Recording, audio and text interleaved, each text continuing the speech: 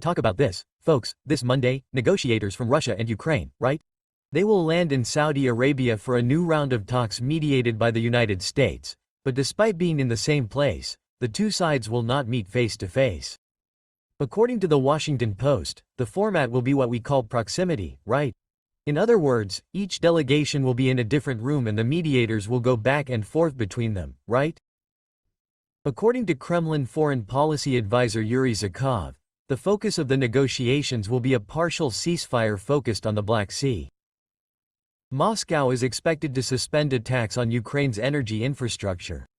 The issue of grain exports linked to the old agreement from the summer of 2022 that regulated shipments via the Black Sea should also be on the agenda.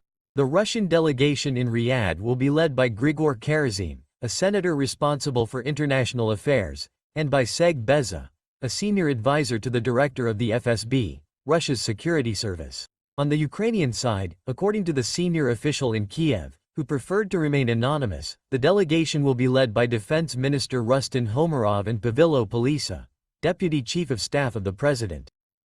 Zelensky said a few days ago that the group will also include experts in energy and port infrastructure.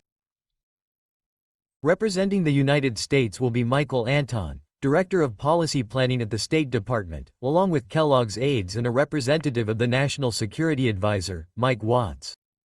While the international media is talking about mediated talks, the Ukrainian Foreign Ministry has a different interpretation.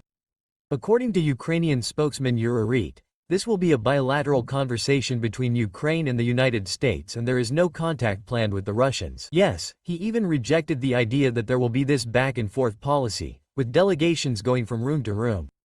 Now, folks, it seems that Russia does not want its rapprochement with Trump to represent a step back in relation to its partners in Asia, right? Yesterday, March 21st, the Secretary of the Security Council of Russia, Sergei Shoigu, made an official visit to North Korea and met with Kim Jong-un.